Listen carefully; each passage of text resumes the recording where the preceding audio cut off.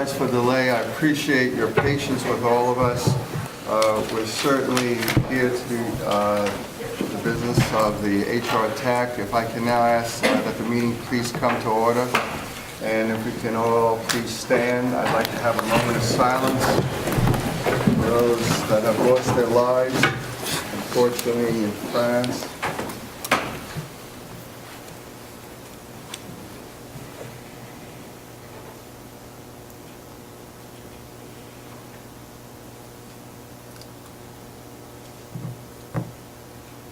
Father, thank you for sustaining us, maintaining us. Thank you for guiding us, keeping us, and hiding us, Lord. Lord, allow us to continue to live together as a world. Allow us to continue to love one another, cherish one another, to be able to give to one another, and most importantly, to be able to forgive. Lord, we just give you all the praise and honor, glory, in your precious name we pray. Amen. Mr. Jones, would you please ask me to pledge allegiance? Pledge allegiance to the flag of the United States of America and to the republic for which it stands, one nation, under God, indivisible, with liberty and justice for all. Thank you so much. Now we be seated. To our citizens, again, I thank you so much again for your patience. Citizens, would you please, Diana Howard, please. Good morning. Thank you. Good morning. Put that down a little. Okay. The General Assembly, recognizing that our system of representative government is dependent in part upon citizen legislative members, represents fully the public in the legislative process, its citizens maintaining the highest trust in their public offices and employees, finds and declares the citizens are entitled to be assured that the judgment of the public officers and employees will be guided by a law that defines and prohibits inappropriate conflicts and requires disclosure of economic interests. To that end, for the purpose of establishing a single body of law applicable to all state and government officers and employees on the subject of conflict of interest, the General Assembly enacts the State and Local Governments Conflict of Interest Act so that the standards of conduct for such officers and employees may be uniform throughout the Commonwealth. This chapter shall supersede all general and special acts and charter provisions which purport to deal with matters covered by this chapter, except for the provisions of, and then it gives 4 codes and ordinances adopted pursuant thereto shall remain in force and effect. The provisions of this chapter shall be supplemented but not superseded by the provisions on ethics in public contracting in Article 6 of Chapter 4. This title and ordinance adopted pursuant to regulating receipts of gifts. The provisions of this chapter do not preclude prosecution for any violation of any criminal law of the Commonwealth, including Article 2 and 3 of Chapter 10, and do not constitute a defense to any prosecution for such a violation. This chapter shall be liberally construed to accomplish its purpose. Any person required to file a disclosure statement of personal interest pursuant to subsections A or B, subsection of a code, subsection A or B of another code, shall be furnished by the public body's administrator a copy of this chapter within 2 weeks following the person's election, re-election, employment, appointment, or reappointment. All officers and employees shall read and familiarize themselves with the provisions of this chapter. Personal interest is defined as means a financial benefit or liability accruing to an officer or employee or to a member of his immediate family. Such interest shall, by reason of ownership in a business, if the ownership interest exceeds 3% of the total equity of the business, annual income that exceeds or may reasonably be anticipated to exceed $5,000 from ownership in real or personal property or a business, salary or other compensation, fringe benefit or benefits from the use of property or any combination thereof, paid or provided by a business or government agency that exceeds or may reasonably be anticipated to exceed $5,000 annually, ownership of real or personal property if it exceeds $5,000 in value and excluding ownership in a business, income or salary, other compensation, fringe benefit, or benefits from the use of property, personal liability incurred or assumed on behalf of a business if the liability exceeds 3% of the excess value of the business, or an option for ownership of a business or personal property if the ownership interest will consist of clause or above.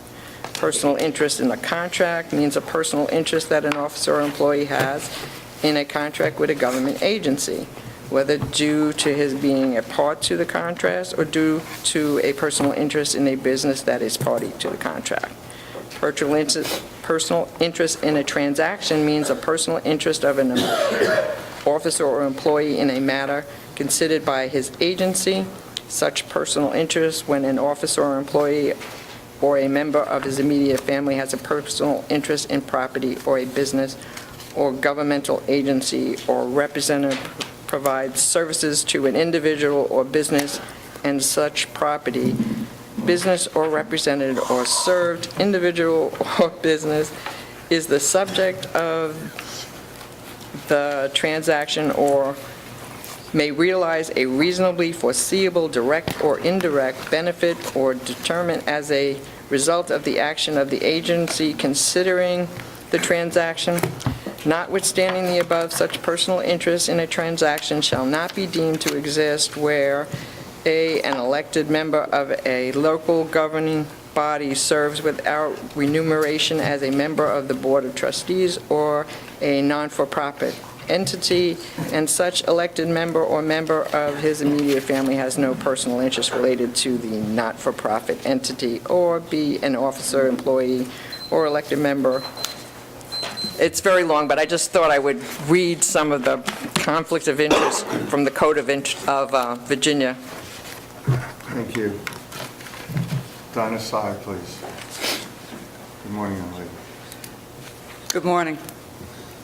My name is Donna Sy, and I live in Portsmouth. Principles of Liberty 13.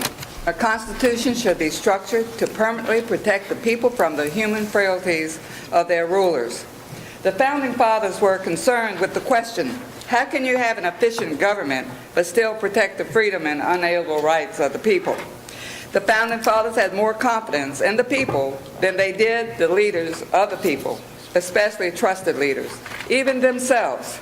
They felt the greatest danger arises when leaders are so completely trusted that the people feel no anxiety to watch them. James Madison saw the problem of placing power in the hands of fallible human beings, who by nature contain a complexity of elements reflecting both good and evil. The purpose of a constitution is to define the area in which a public official can serve to his utmost ability, but at the same time provide strict limitations to chain him down from mischief. In every human being, there is a natural tendency to practice Parkinson's law of perpetual expansion and to exercise personal readiness towards ego madness and self-importance. Furthermore, the Founding Fathers knew from experience that the loss of freedom through the gradual erosion of constitutional principles is not always so obvious that the people can readily detect it. Madison stated, "I believe there are more instances of the depriving of the freedom of the people by gradual and silent encroachment of those in power than by violent and sudden usurpation. This danger ought to be wisely guarded against.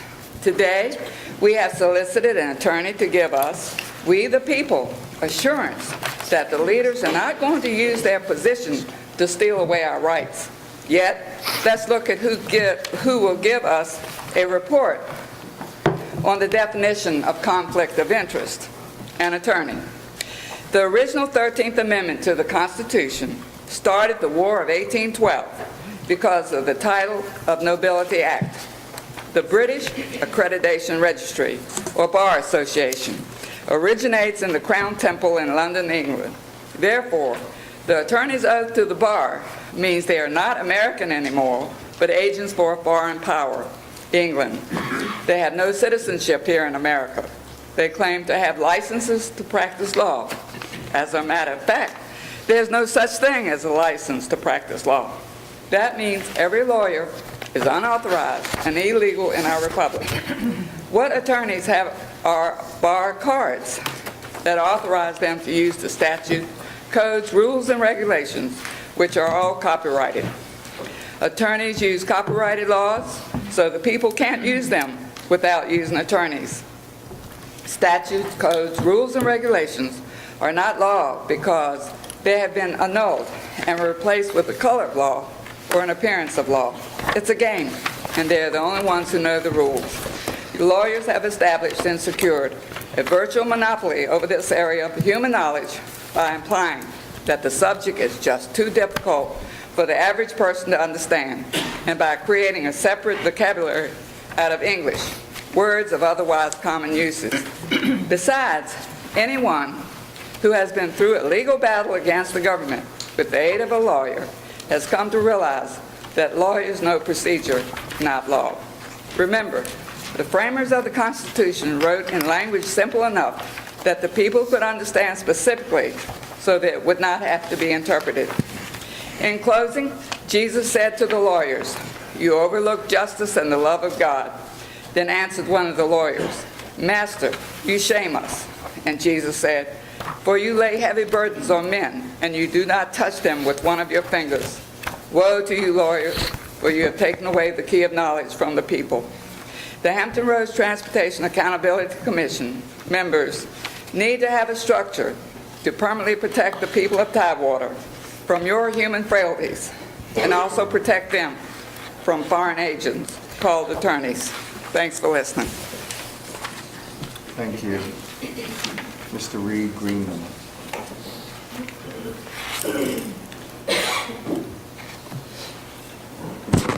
Good morning. Happy New Year. It's good to see you guys. My name is Reed Greenman. I'm representing the Hampton Roads Tea Party and the Virginia Beach Taxpayer Alliance. I'd just like to comment on the previous two speakers, although that was not the intent of my remarks. Diana Howard got up and read to you the conflict of interest law. And it should have been clear to you when you listened to Donna that that law, written in lawyerese, made it nearly impossible to oversee the obvious. If you're getting a benefit from an employer or a contract based on the millions of dollars, tax dollars that this group is going to spend, you shouldn't be voting because it's a conflict of interest. That's the net result of what Donna and Diana was telling you, although their time didn't permit it. So we really ought to think about that. Maybe this entire thing is flawed in that we have so many conflicts of interest in our chairmans and mayors, our boards of supervisors. This is a problem, folks, and I think ex-Governor Bob McDonald could probably tell you that you might want to rethink some of the things you're going to do. But that's not why I'm here today to talk to you. I'm here today to talk to you to try to implore, since your first meeting, we gave you a set of bylaw changes in language to change the bylaws that the Secretary of Transportation, Aubrey Lane, an appointed individual, not elected, gave you for this body. And you have done almost nothing to bring them before you and vote on them. And now it's 2015. We did the work. We asked you to bring each item before you and vote on it. You haven't done it. You canceled the last bylaw meeting without any advance notice whatsoever because this meeting ran too long. This is ridiculous. And after those bylaws were adopted, the new bylaws by Aubrey Lane put an onerous process in place where it takes 2 meetings and it has to be read, and now you're talking about not having meetings for 3 months. So enough already. And why do we need the bylaw changes? I went through carefully and read the minutes that are in this packet. We call this the Accountability Commission. Tell me who voted on all the things that were passed. It's not in your minutes. Motion carried. Motion carried. That's because, Mayor, you're using voice votes instead of applying the law and accounting for the weighted voting that the law requires to determine whether or not there's enough yes votes on the percentage of population to pass things. And a voice vote's not recording who voted what. Therefore, you ought to at least be honest about it and change the name of this to the Unaccountability Commission. Voice votes are not telling us who voted how on all these very important matters. And since I don't have a lot of time, because we're not have the ability to speak on agenda items, which is what we've been asking you for, just like City Council, I went through this packet. There's so much stuff in here I'd like to address, but I just don't have time because you only gave me 5 minutes. Although there's no statute that says it has to be limited to 5 minutes. That's just the discretion of the chair, because the bylaws give you that power. This resolution that you're going to pass to clarify actions taken appointing the budget, I take exception to this comment. Whereas the Commission has determined the initial projects are projects that are expected to provide the greatest impact on reducing congestion to the greatest number of citizens within Planning District 23. Baloney. Hampton Roads Bridge Tunnel is not in this packet.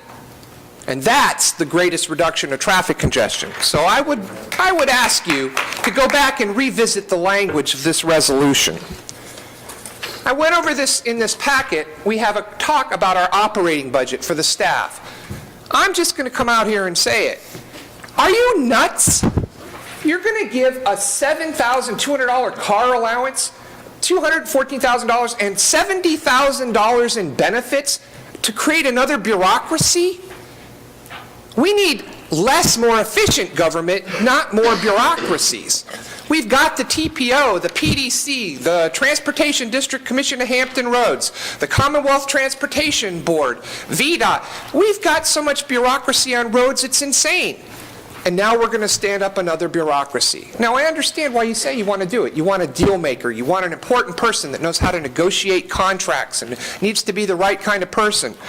Somebody making $214,000 probably already owns their own car. You really don't need to buy them one.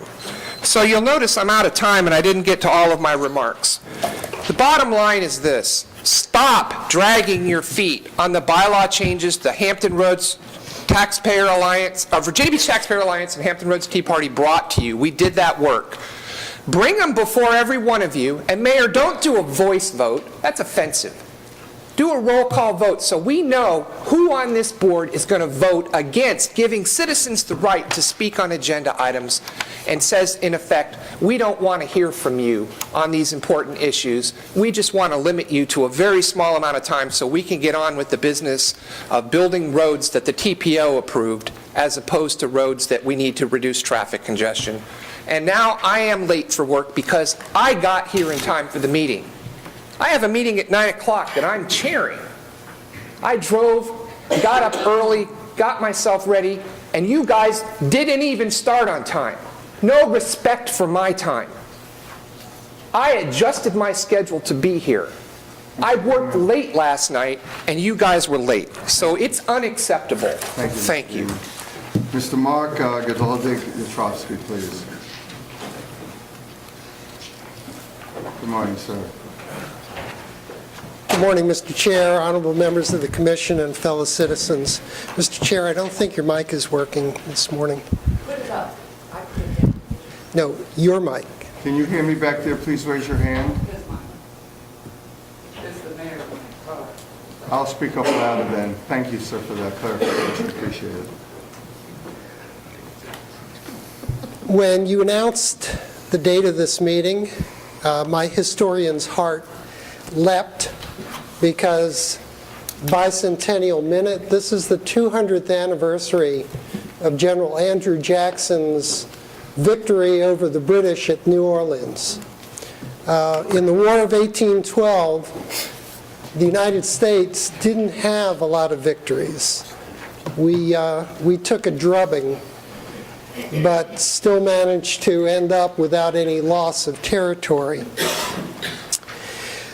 The problem with that victory was the treaty had been signed the month before, but due to the absence of an internet, telegraph, radio, steamboats, and so on, the word hadn't come to the combating parties.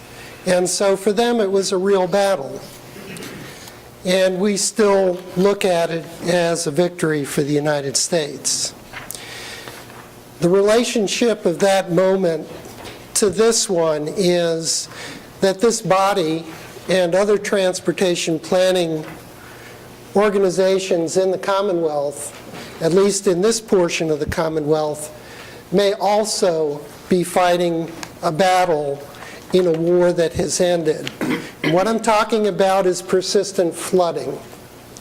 If we continue to plan transportation projects in the same way that we have, we will not be looking at the impacts of sea level rise on our plans.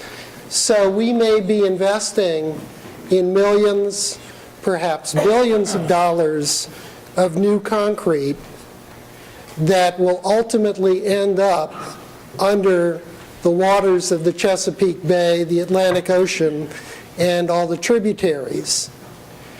I believe that our planning process needs to be modified immediately so that we are modeling what the likely impacts of this rising water will be on every transportation project that Hrtac undertakes and every other authorizing agency undertakes within the Hampton Roads area. For us to expand, for example, the high-level bridge, when feeder roads will be persistently underwater, making them impassable, really changes the dynamic. And we don't have so much money that we can squander it on projects that will ultimately be unusable. We need to look at our time frames. We've come to expect that our projects will have a minimum 50-year life expectancy. As the level of the water rises, that will not be true for a number of highways and byways that are closest to the coast and the lowest lying areas. So I put that out for your consideration. And Happy New Year, everybody. Happy New Thank Year. you. Thank you for those comments. Frank Papson, please. Frank Papson. Thank you.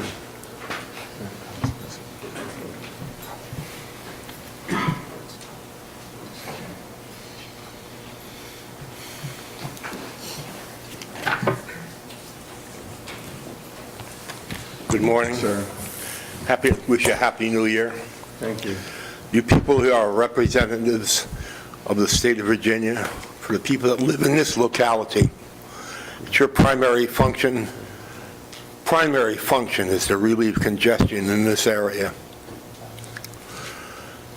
Your secondary function is to direct where and how money is going to be spent.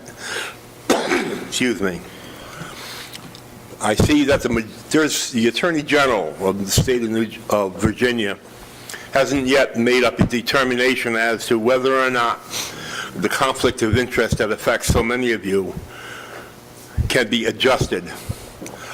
And it means that it seems to be on the table for an adjustment is a secondary person that you appoint will sit in your chair and do as you tell them and decide where this money is going to be banked and what bank. I think the easiest way to alleviate this whole problem is to take Town Bank totally out of the picture, because so many of you people work for Town Bank or have direct interest in Town Bank, being directors and such. That's item number one. Item number two, you have received a draft of all your priorities and what you're going to do with the money that you're collecting from the state of Virginia. Majority of this draft shows what widening of 64 on the peninsula, needed. Air Terminal Boulevard, questionable. Light rail, debatable.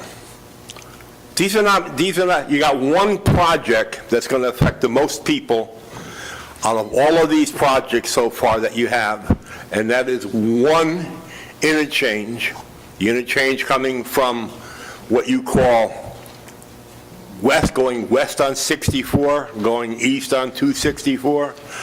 That's the only one out of all 4 of those entrances and exits. But primarily, the biggest problem that we have is the Hampton Roads Bridge Tunnel. And nothing that you people have done, nothing that you have on the drawing board, nothing that you people plan on doing is going to affect that problem that's there. This third crossing that you plan on doing that's going to take forever, it's going to be primarily for the benefit of the ports, which I support wholeheartedly because the ports are very, very important. But right now, the ports have the problem of getting the cargo out of the ports, much less on the roads. But on the roads, they're going to have to go. And it seems like what you people are doing is you're taking the money collected from this region and putting it using it for the state of Virginia to do the jobs that they were supposed to have been doing all these years and have neglected. And it's time that you people started to think about the people that live here, that commute here, that pay taxes here, that earn their living here, that want to stay here. And it's your job to make it easier for them, not harder. Thank you. Thank you, sir, for your comment. Are there any comments on the minutes for December 18, 2014, please? Any comments at this time? I want to let the commission know that we're going to defer a vote at this time. Unfortunately, one of our members had to leave early. We pray for his family because of a surgery, and we're waiting still on additional members to come to be able to vote. With that being said, I'm going to ask the next our council to please come forward and present the Hrtac VDOT Memorandum of Agreement. I want to say before Mr. Englima goes forward, first of all, I want to thank the Secretary of Transportation. In fact, I was on the phone with him 3 times yesterday. We've done a lot of work on this over the past month. I appreciate his efforts. I also appreciate the efforts of Mr. Charlie Kilpatrick. A month ago, I was worked down to start moving this process forward to hopefully get us to where we need to be today. Certainly want to thank Delegate Chris Jones, who's also been an excellent resource working together. We've spent countless hours over the last month on phone calls with many people from VDOT and Tom Englima for your excellent advice and moving us forward to this point. So with that being said, Mr. Englima, would you please present your information? Sure. And since the mayor has indicated that you will be deferring voting on any of these particular items, I'll carry you through the items that are on the agenda and explain where we are at and what action you will ultimately be asked to take on these things. At the last meeting, we summarized the terms of the Memorandum of Agreement with VDOT, which memorializes Hrtac and VDOT's general agreement to work cooperatively to develop and construct the projects. For actual projects, a project agreement will be used. We indicated that the MOA may include a model project agreement as an exhibit, which could be used as a template for projects as they arise. Hrtac and VDOT have not yet agreed on a model that will be used for actual construction projects. And so the MOA that's in your agenda packet indicates that the parties will continue to work in good faith to develop a model project agreement that may be attached as an exhibit and serve as the template as the construction projects arise. So the MOA included in the agenda packet is the one that you'll be asked to take action on today.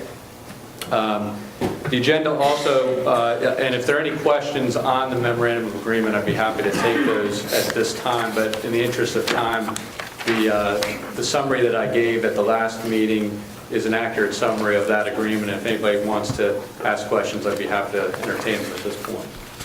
Mr. Chairman, I have a few questions. Yes, Mr. Shepard, first of all, I want to welcome aboard Mr. Shepard and Mr. Alpern. Thank you for being here from Isle of Wight and also York County. Please ask your question, sir. Yes, Mr. Chairman, I I'm going to beg forgiveness a little bit on some of this because I, unfortunately, due to the structure of the law, was not able to participate, but most of you know me from the TPO and HRPDC. So, and I've gone through this as much as I can this evening, the last couple of days. So I just want to make sure I'm not preempting something or causing a problem here on the questions. I have some very specific questions for the memorandum. Is that what you want now? The memorandum of agreement, yes, sir. Okay. And also understand the nature of my questions is that although I'm asking questions, I really need to understand the information. After discussion with several members, I know I'm not the only one that has the same question. Okay. Reference on the page, I understand the relationship of the Department of Taxation and VDOT in terms of collecting revenue and the depositing of the funds and management by the Treasury for the investment of the funds. The question I have is kind of when I get through everything in here is this: who's responsible for the debt? For the debt? There's a debt that's going to come out of here. I mean, when you get through, you're going to end up issuing bonds. I mean, that's my understanding. The principal purpose of the Hrtac was to be able to fund get these projects moving. Who is responsible for the debt? The debt will be Hrtac responsibility, and they'll be securing the debt with a pledge of any Hrtac revenues from the taxation, from the taxes for the fund. Okay, so when you say Hrtac, this body, okay, as established under law. Correct. You're not talking about the state. Correct. Okay, well then that really raises the question. In here, and it's actually that kind of goes to that. There's a term that's used as appropriation, and I understand of my experience in the military and in government, the difference between this, the terms, financial terms. But here they use the term appropriation, and I would like to truly understand when they talk about appropriating the funds. And the terms here, it says Hrtac revenues that are deposited in the, HRTF revenues that are deposited in the HRTF and available for use from time to time are subject to appropriation by the General Assembly. Can you define what that appropriation means? Sure, and we went over this a little bit at the last meeting, but I greatly respect your question. Under the Constitution, all of the funds that the state of Virginia taxes have to be appropriated by the General Assembly for use. And so the General Assembly has to take action with respect to those tax revenues before they can be allocated to any particular use, and that's what the subject to appropriation means. If the General Assembly did not adopt a biennial budget act that would appropriate the money, then there wouldn't be the funds.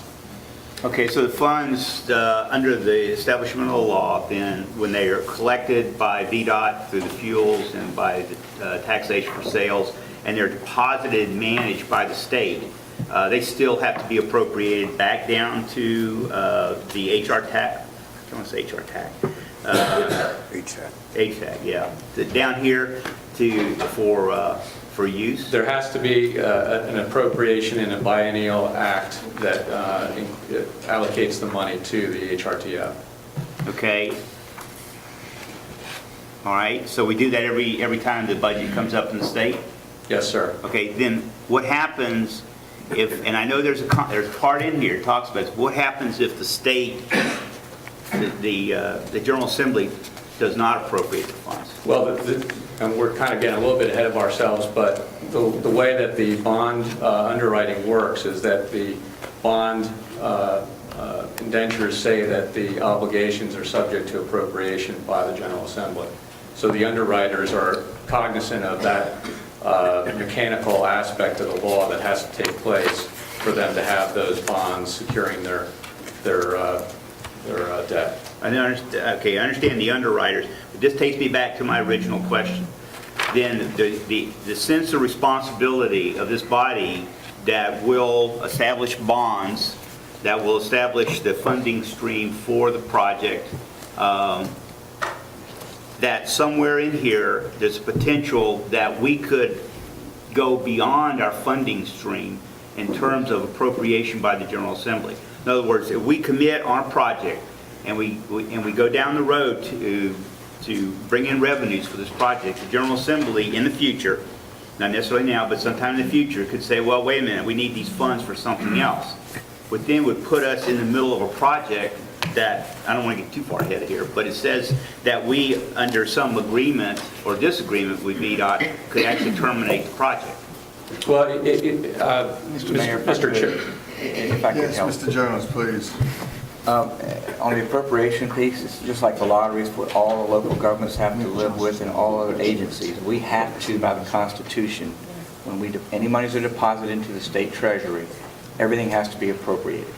60% of what we do is non-general funds, 40% is general fund. So that issue was what the governor and I had talked about as we worked to the July 1st deadline of last year, his inability to appropriate dollars.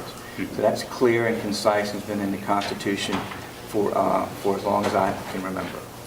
To your point of the dollars not being there, there is a kill switch in House Bill 2313 that said we could not use those dollars for anything other than what it was intended. So we have contemplated those questions that you're asking today to make sure that we protect the regions, Northern Virginia and Hampton Roads, where they got specific authority to levy additional taxes to be able to make sure those dollars went to the intended purpose. Because we have to have the public's trust, and if we don't get a budget, then we have a larger problem across the entire Commonwealth. And I can assure you that's not going to happen. We're getting on a plane tomorrow, the governor and myself, going to New York to meet with the rating agencies, and they're very pleased with how we've worked together to work through the very difficult times we've had the last 9 months or so with our budget. So I think they're very good questions, but we've contemplated that with the language of 2313, that kill switch would come into effect. We could not, the General Assembly, direct those dollars elsewhere. They would go away and they would would desist at that point in time. My concern, obviously, was two parts here. One was that the money would then, we talked about lockboxes and stuff like that, but it was that this money would pile up. It would be, wow, that looks like a lot of money. We might want to use it for something else, and our projects would then suffer, and then the citizens of this region would be paying a tax on something that wasn't intended for. So that's good. I appreciate that. And just for the mechanics of the document, though, in reading it, it was a little confusing and raised some concerns because in not necessarily just the memorandum, but further into the agreement with VDOT, there's this part where we talk about, I'm not sure what the term is listed in here, but it's something to the effect that VDOT doesn't do its job, or VDOT says to us, you're not doing your job, and therefore would be really strange. But we'd be butting heads, and then somebody says, okay, I'm not going to do it. In other words, it would be two organizations fighting each other. And it would just raise concern the way for lack of a better term, the legalese in it, the way it's worded. And I just, it's going to cause maybe some concern, and that's the reason I brought up the question. Very good question. Mr. Chairman? For the clarification, I do have Mr. McKinley-Price and Mr. Wallace. Mr. Price, please. Yeah, my question is in Section B, HR tax obligations, subpart 2. The agreement requires HR tax to assign a program coordinator individual on project to review, manage, and process the payment, acquisitions, and other financial documentation defined in the standard project agreement. Mr. Price, would you please speak up? There are members here that can't hear you. Would you please give us the page you're on? Don't have the page, but it's Section B, subpart 2. Page 6. Page 6. You're in the project agreement. Is that right? It's not appropriate time for that. You got to that, yeah. We're on the memorandum. Is that question germane at this time, Okay, Mr. then Counselor? I'll wait. That's fine. Okay, I'll wait for my question. Okay, thank you, sir. Mr. Wallace, please. In Section 2, Item J, there's a stipulation in conjunction with what Mr. Wiggins was talking about, that the governor must also improve the HTAC funds in his budget. And I guess the question that begs is what happens if the governor does not include the HTAC funds in his budget? But that was we have that provision in here so that mechanically it will always be presented for inclusion in the budget. And I think that Delegate Jones spoke to the fact that, it's always going to come up as part of the biennial budget, but this was just to prompt somebody to make sure that it got into into the process. Thank you. Any further questions, Mr. Wallace? No, sir. Before I go back to Mr. Shepherd, Mr. Joanno, please. On your question. Very quickly, on your third whereas on page 1 of five pages, it says, whereas the planning district 23 meets the criteria specified in 1, 2, 3, 4, 5, 6 sections. Any of those dealing with tolls? No. Is that definite? Yeah. Thank you. Mr. Shepherd, please. Just for clarification. Please. and Is it true, does VDOT actually do the submission to the governor, or is it the commissioner of transportation? It's VDOT. We develop our budget. It's delivered, a draft budget up to through the governor's office, and the governor actually makes the presentation. So what's the role, okay, so what's the role of the commissioner, the Secretary of Transportation in the VDOT budget? Administratively, the commissioner of VDOT, me, works for the Secretary of Transportation, who works for the governor. So, I mean, administratively, that's how the budget ultimately flows to the governor. The official process is the department is submitting through the Department of Planning and Budget to the governor our proposed budget. So the terminology here is correct? Yes. Okay, thank you. Thank you. Is there any further comments at this time? All right, thank you. Again, we'll defer the vote until additional members do come forward, so we can then complete our action. Next item, please, for informational purposes at this time. So the next item on the agenda is 5A, which talks about the standard project agreement for the Segment 1 widening. Because the project was previously approved by the HRTPO, VDOT is prepared to move forward on that work without any additional commitments made by Hrtac. And so that item on the agenda is going to be disregarded. There will not be a project agreement required of Hrtac in order for that work to proceed. That action taken by the TPO predated the formation and creation of Hrtac. Mr. Kavacha, did you want to add something at this time? Thank you. Yes, we had a significant discussion about the Phase 1 project, and after reviewing the actions of the TPO, we believe that there's no additional action needed by Hrtac. We're going to be receiving bids on those projects next week.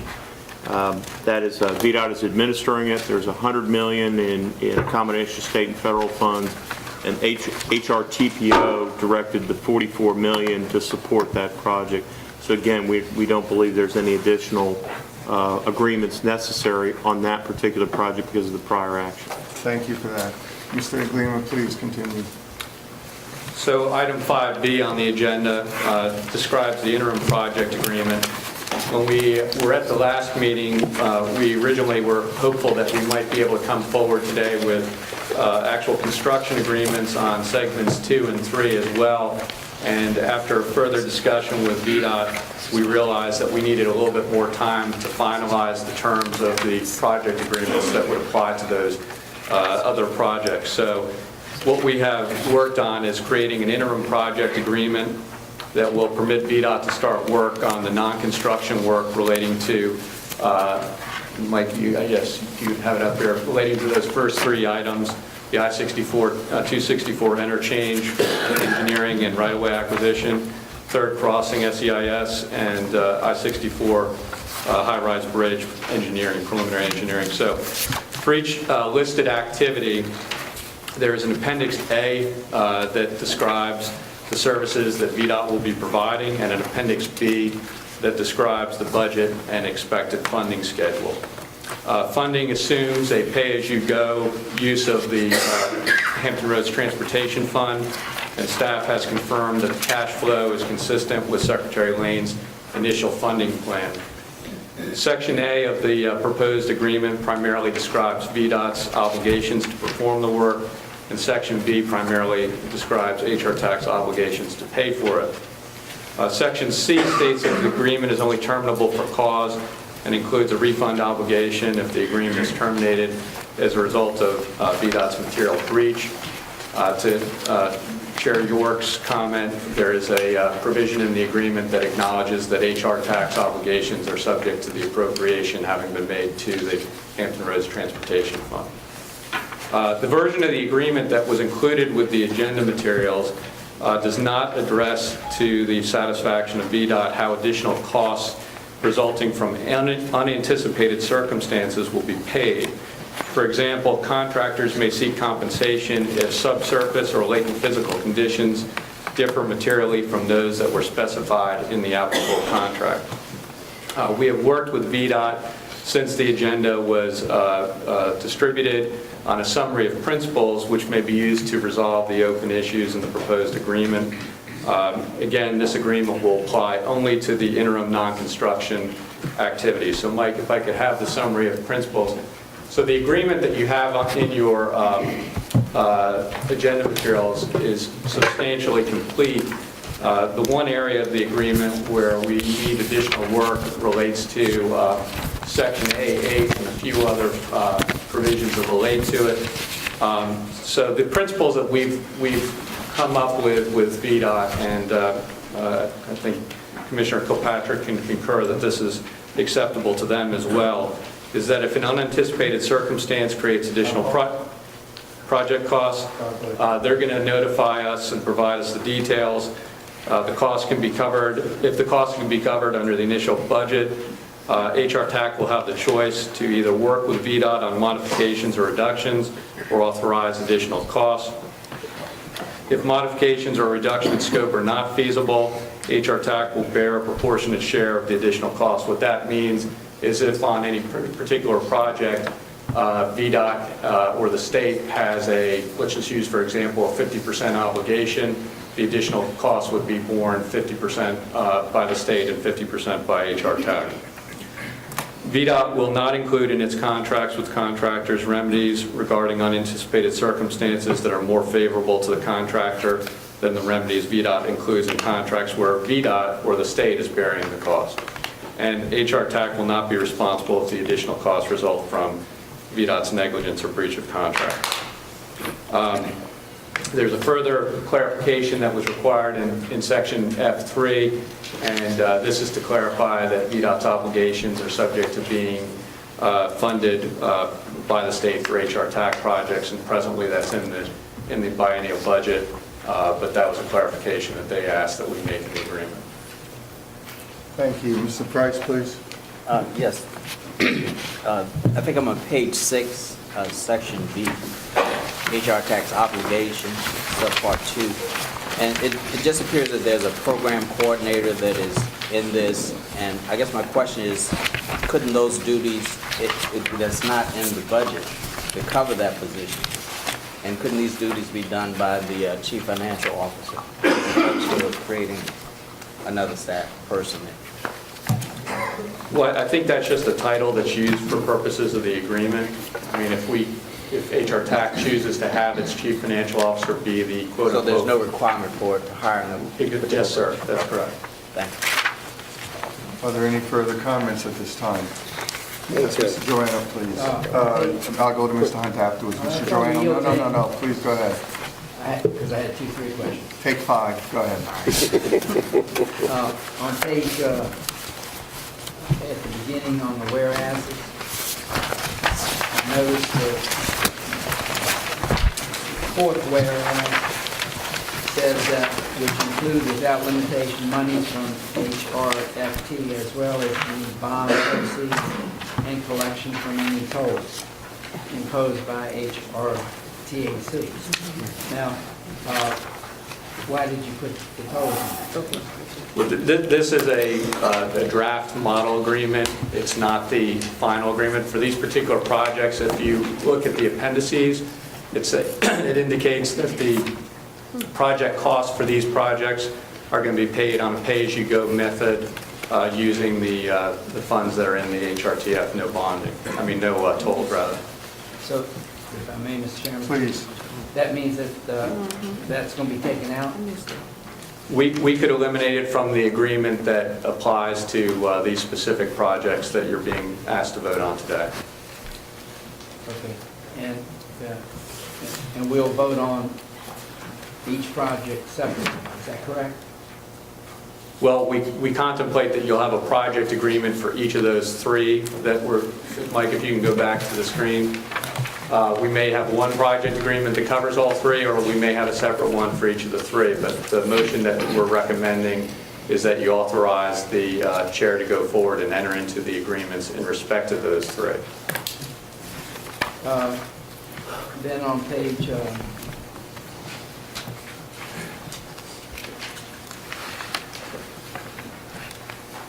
page 3, item number 5, down in the two-thirds of it says that the foregoing shall not prohibit VDOT from providing its own funds to advance future funding phase of the project and from requesting reimbursement from Hrtac for having advance funded a future phase of the project. Does that mean that the department is going to go ahead and pay for it and we're just going to reimburse them? Is that what that means?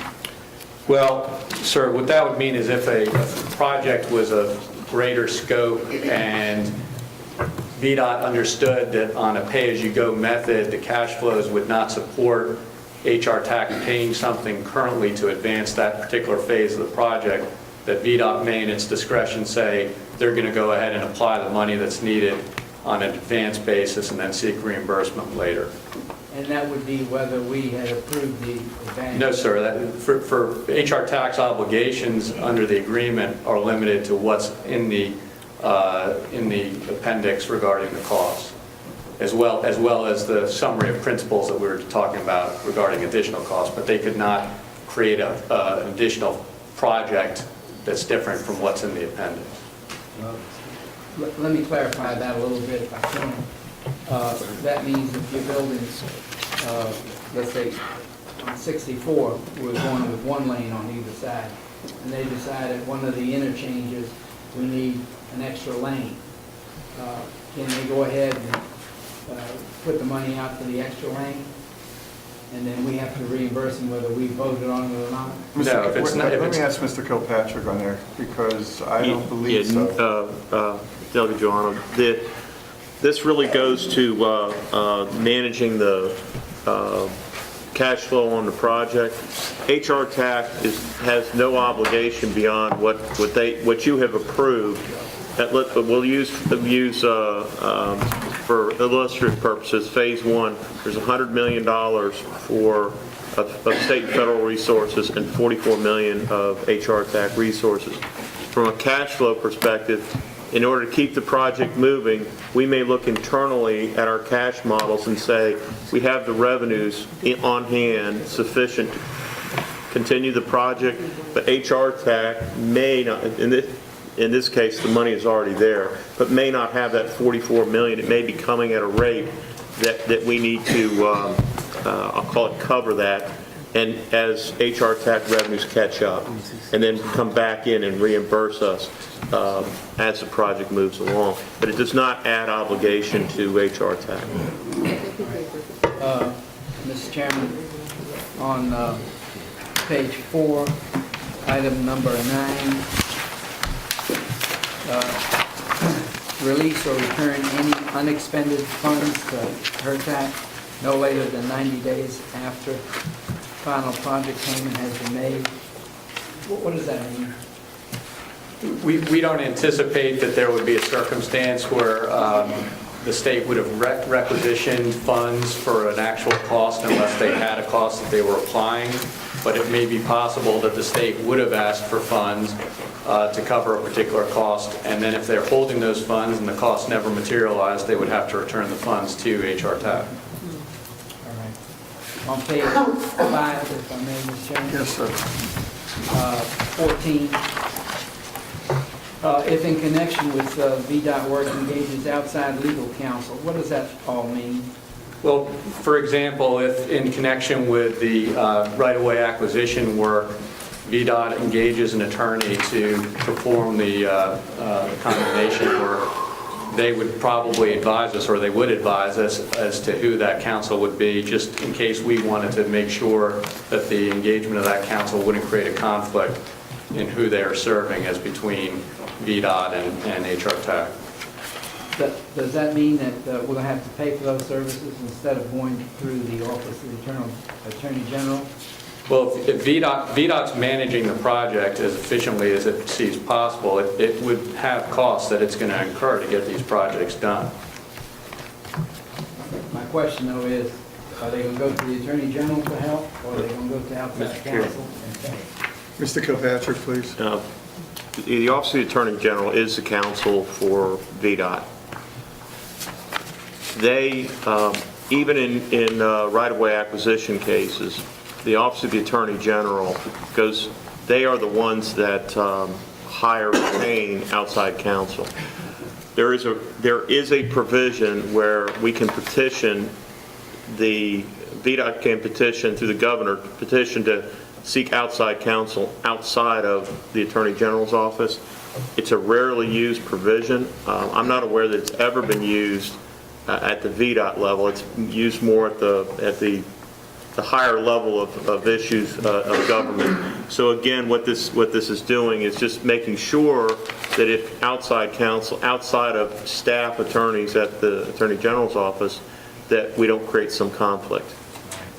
On number 15, if I may, about in the middle, it says, and under no circumstances will Hrtac have any responsibility or obligation to operate and/or maintain the project or correct defects with respect to the project.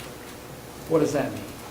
Well, that means that once, if you use the segment 1 example, if we had a contract with VDOT to develop that, once VDOT has constructed the additional lane on the widening, VDOT's not going to be coming back to Hrtac and saying, you now have an obligation to pay an additional $10 million to maintain that road. It doesn't mean that we're turning it over to the Highway Department? Well, these projects that we're talking about today are all in the system. Right. So in the future, let's assume 5-10 years from now, you got potholes in 64 going up. Who maintains that? I do. That's VDOT. So that's understood in this paragraph. Yes, absolutely.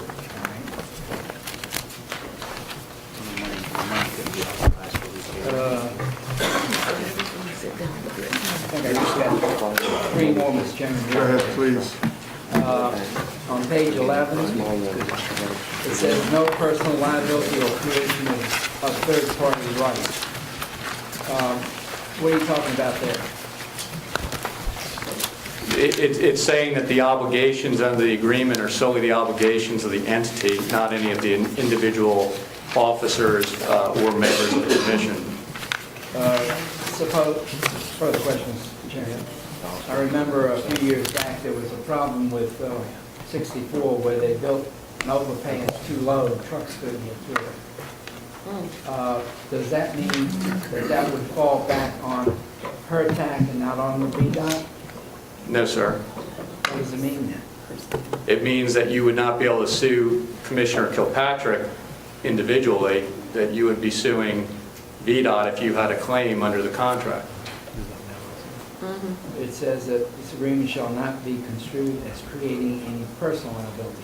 So they would have... And it's reciprocal, it also protects you. How about K, no agency? VDOT represents that it is not acting as a partner or agent with Hrtac. That's a fairly customary provision. It means that basically we're not creating a joint venture under this agreement by which the Hrtac and VDOT are going out and having a shared liability or obligation in respect to these projects. In other words, the obligations between Hrtac and VDOT are solely contractual in nature, as evidenced by what this contract states. So You're familiar with common law partnership, so it's basically disclaiming the concept that there would be a common law partnership. So there'd be no obligation on their part? There would be no obligation on their part? Their obligations are under the contract.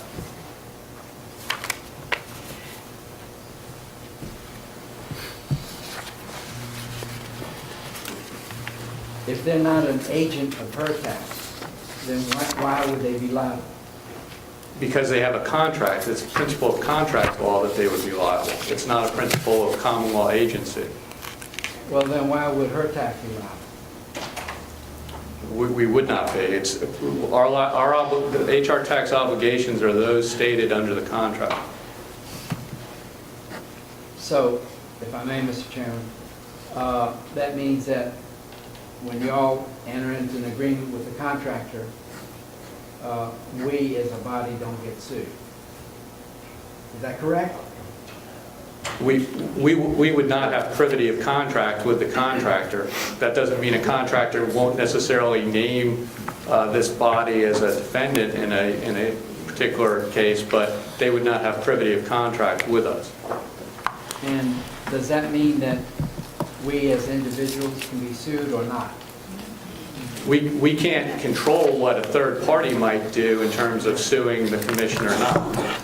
You would have to defend it and seek to dismiss it for lack of a basis for a cause of action. Let me ask it this way. Would we come under the same law that if XYZ Corporation, a driver of a vehicle, hits A and creates some damage, that you can only sue the corporation and not the individuals of the corporation? Is that what we're talking about? Or we come into some other realm where we can be sued personally? I think we're kind of mixing issues together. I think to your question, you're asking about whether or not an individual who suffers a tort would have a cause of action under common law principles against an individual commission member. Well, let's say VDOT, somebody on VDOT injures somebody in doing the construction work, and they lose their life. Now, who are they going to sue?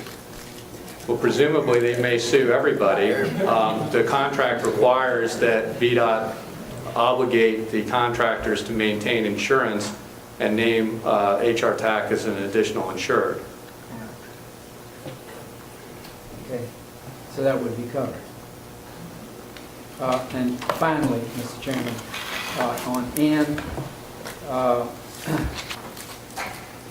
why are you saying that the contract shall not be strictly construed?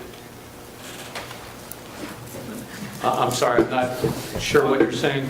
On mutual preparation and fair meaning, on the N. What it's saying is it's not going to be strictly construed for or against a party based on their principles in law that the party who drafted the contract may have the contract more strictly enforced against them as the drafter of the contract. And this principle is saying that both VDOT and Hrtac have worked collaboratively in creating this draft, and that therefore we're not going to have a principle of law that skews how you interpret the contract versus one of us based on our participation in the drafting. We both have jointly shared in the drafting. Is that what the law is in Virginia? Excuse me, sir? Is that what the law is in Virginia?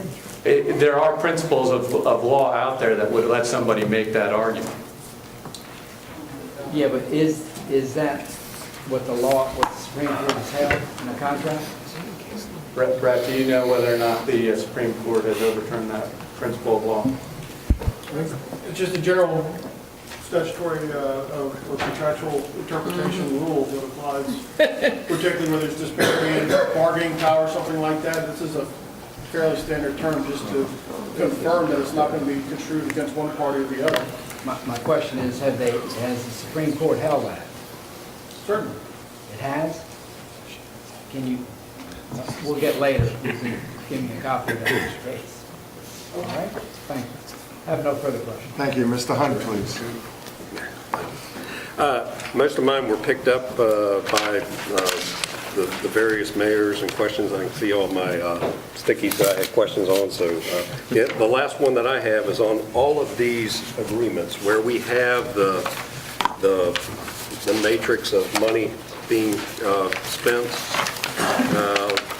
I know we're not going to do the $144 million one or whatever, but Can we always put a footnote on these things that says where the rest of the funding is coming from?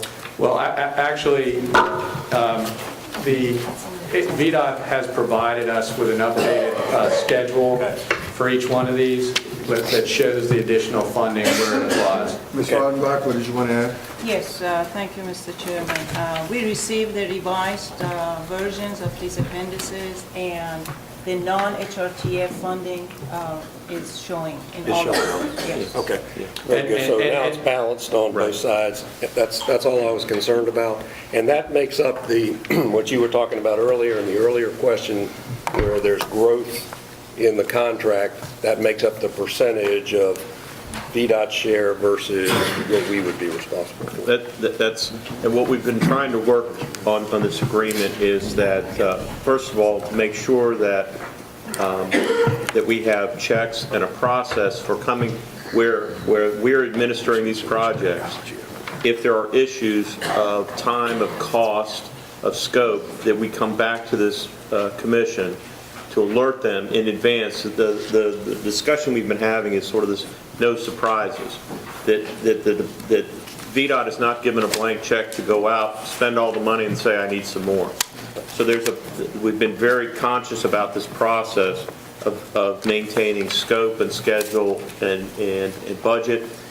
If there are things that begin to go upward sideways, whether it's in cost of project or during construction, the potential for a construction claim. A notice, we call it a notice of intent to file claim. In Virginia, the claim in most cases is not filed, the actual claim is not till the project is concluded. But there's this notice of intent process. We wanted to make sure that this commission had advance notice, and we had time to react, collectively had time to react to those, so that there weren't surprises at the end when the project said it was going to cost this and it cost significantly more. Thank you for that. We dealt with that quite a bit. We did. We certainly did. Appreciate that question. Is there any other further comments? With that being said, Mr. Gleamer, first of all, thank you. I'd like to go back on the agenda to number 3 first, the minutes. I appreciate, first of all, everyone who's here to allow us to go forward so that we can certainly go ahead and execute and get things done.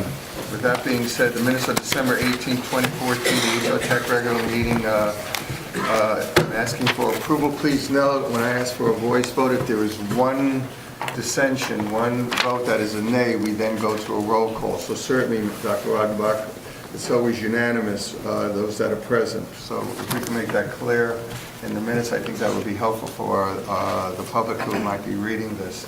With that being said, a motion is now acceptable at this time. Move for adoption in a minute. Thank you, Mr. Price. Is there a second, please? Second. Thank you, Mr. Shepherd. Yes. Just clarification, which one were we voting on? Number 3, the minutes. Minutes of the last meeting. Thank you. With that being said, all in favor say aye. Aye. Those opposed say nay. Motion carries. Thank you.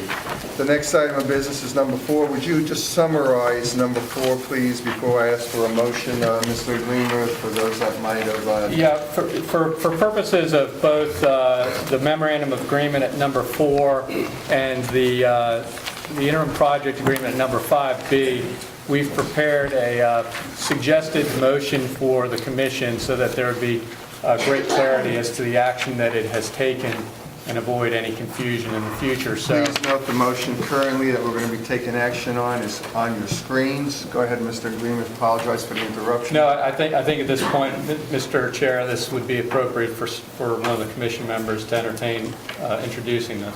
Yes, may I have a motion, please? Mr. Chair, I have a motion. This is a motion to adopt an interim project agreement. I'm sorry to interrupt you. We're dealing with the MOA right now. Oh, MOA, okay. Yes, sir. I'll take a motion on that. Mr. Hunt? I'll make a motion to approve the commission's entry into a memorandum of agreement with VDOT, and that is substantially informed as presented with the agenda for today's meeting, to authorize the chair to finalize, execute, and deliver on behalf of the commission such memorandum of agreement with VDOT in accordance with the following. Mr. Frame? I'll second it. Thank you. Is there any further discussion on the motion and second? Yes, Mr. Joanno. Just want to make very sure on that. Please do. In all this, in all the whereases, there is nothing in there about it. There's no tolling obligation under this agreement. Thank you. With that being said, those in favor say aye. Aye. Those opposed say nay. Thank you very much. Motion carries. Number 5, please. Would you please again go over, Mr. Aglimo, on number 5, summarize? Yeah, so this is the motion to adopt the interim project agreement. We've discussed that it's the 3 development activities relating to the 264 interchange, third crossing SEIS, and the high-rise bridge preliminary engineering.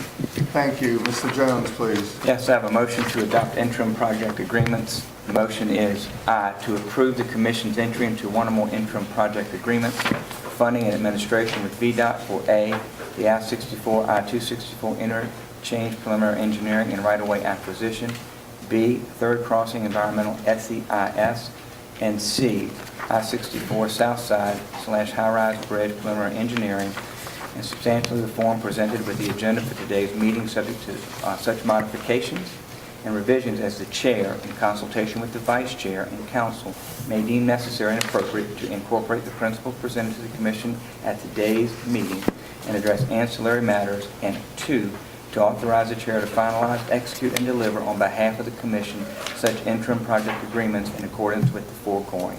Thank you. Ms. Johnson, can I have a second, please? Second. Thank you. Is there any further discussion at this time? Yes, Mr. Joanno. We're not submitting this agreement, we're submitting the one that was motion. I can't hear you. I apologize. I'm sorry. Can you hear me now? Yes, sir. We're adopting this motion that's on the board up there, not the agreement itself. Is that correct? The motion says that we are going to take the agreement that's included in the agenda, and it's going to be adopted in substantially the form that's in the agenda materials, with such changes as are necessary to conform the agreement to apply the summary of principles that were presented today at the meeting.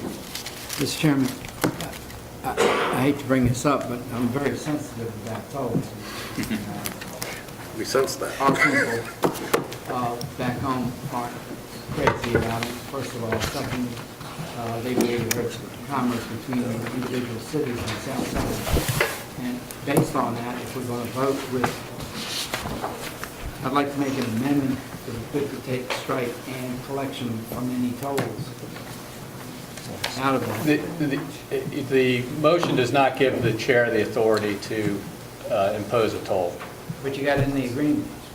And you said It doesn't say in the agreement that the chair can create a toll. It references the fact that one of the powers of the commission is to apply a toll, but, and I'm sorry to argue with you, I'm not trying to argue with you, I'm just trying to explain it, which is... I'm trying to explain to you that I'm not going to vote for anything that has tolls. And I understand, sir, I'm not, this motion is not asking you to vote on anything that includes Mr. Chairman, toll. if I can. You finished, Mr. Joanno? The only thing I wanted to say was that if we're going to use this agreement, I would think that if I vote for this, that I'm agreeing to put tolls on any project because I've agreed to the agreement. I don't think VDOT would object to us deleting that recital or that reference in the whereas clause to tolls if that makes you more comfortable. Mr. Chair?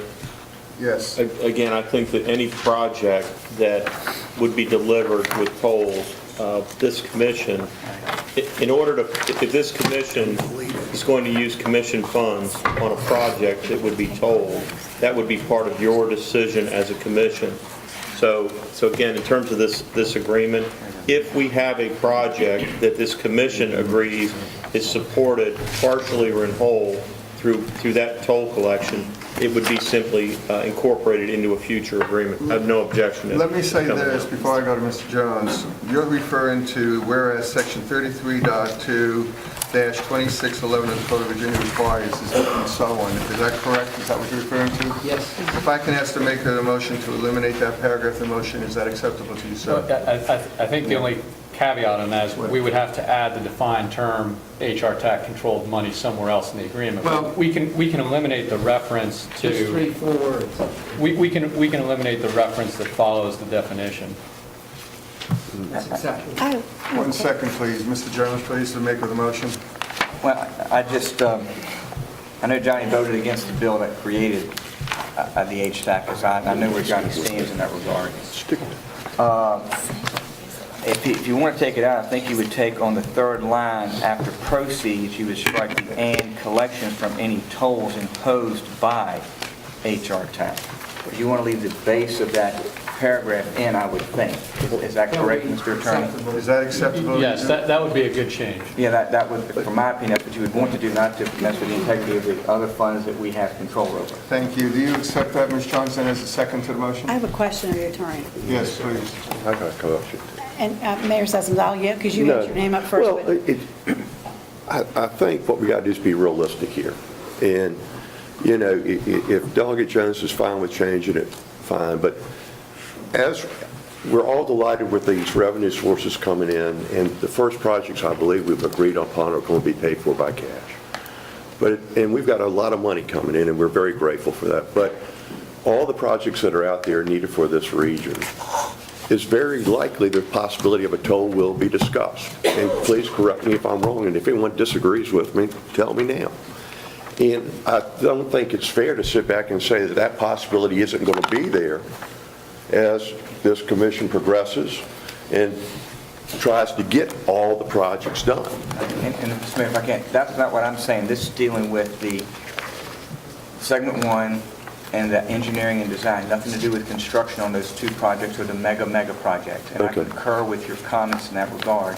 I just wanted to be able to facilitate so we could have VDOT continue on 264-64, which is very important, right-of-way acquisition, and the other two projects that are very important for the region.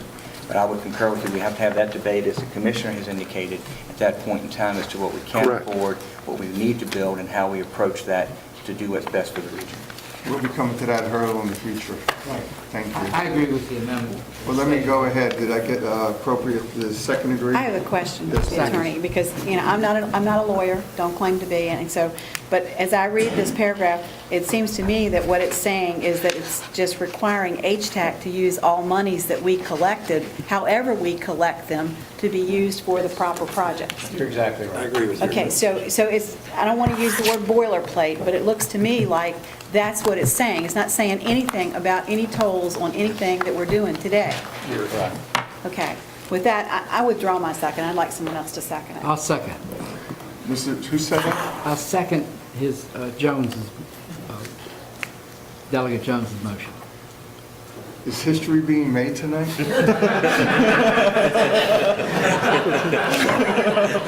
Call vote, please. All right.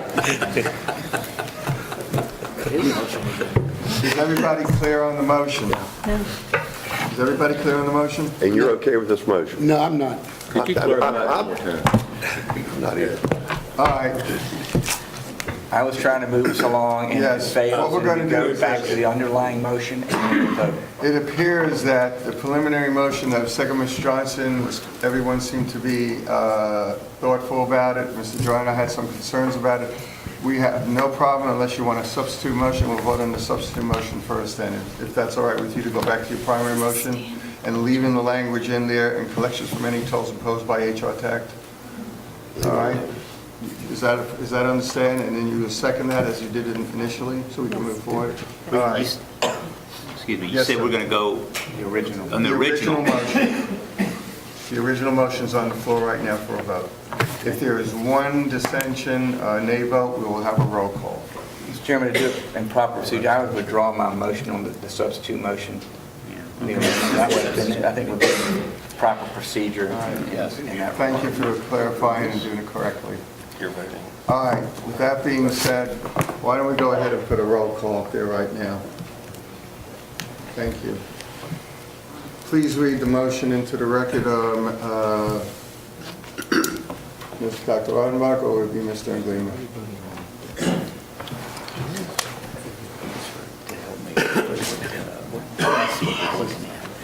Mr. Chairman, Yes, Ms. Wood. I just would just like to, for the record, state that if I thought for one moment that anything in this language implied that there would be a toll on any of the projects that we're about to develop, that I would be voting no.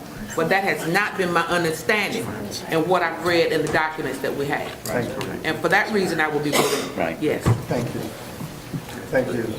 Go ahead, would you please go ahead and read the motion that we're going to be voting on? The motion made by Delegate Jones is to approve the commission's entry into one or more interim project agreements for funding and administration with VDOT for A, the I-64-264 interchange preliminary engineering and right-of-way acquisition, B, third crossing environmental SEIS, and C, I-64 South Side high-rise bridge preliminary engineering in substantially the form presented with the agenda for today's meeting, subject to such modifications and revisions as the chair in consultation with the vice chair and council may deem necessary and appropriate to incorporate the principles presented to the commission at today's meeting and address ancillary matters, and to authorize the chair to finalize, execute, and deliver on behalf of the commission such interim project agreements in accordance with the foregoing. Thank you. Please put the roll call on the floor. Please call out the names. Yes. Alan Krasno? Yes. George Wallace? Yes. Rex Alphen? Yes. Mackenzie Price? Yes. Paul Craig? Yes. Eugene Hunt? Yes. Kenny Wright? Linda Johnson? Yes. William Sessom? Yes. Tom Shepard? Yes. Senator Lucas? Yes. Delegate Joanno? No. Delegate Jones? Yes. Delegate Yancey? Yes. Thank you. Would you please let us know the results of the motion? Motion carries. Thank you all for your participation. Motion carries. Next is the update on AG opinion. General opinion. Is there an opinion? There is not an update other than the fact that they told us Christmas and they must have been talking about next year. So in any event, we are expecting them to hear it. I heard from them, something? I heard yesterday, and basically, they're putting it in writing, but it looks like we're going to be okay to vote. So, but I'm waiting for the written one. Yes, I understand your desire for that, and we will take that up at a future meeting. Thank you. Thank you.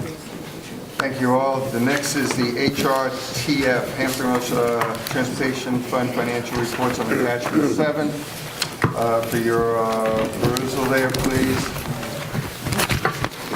Are there any questions on that?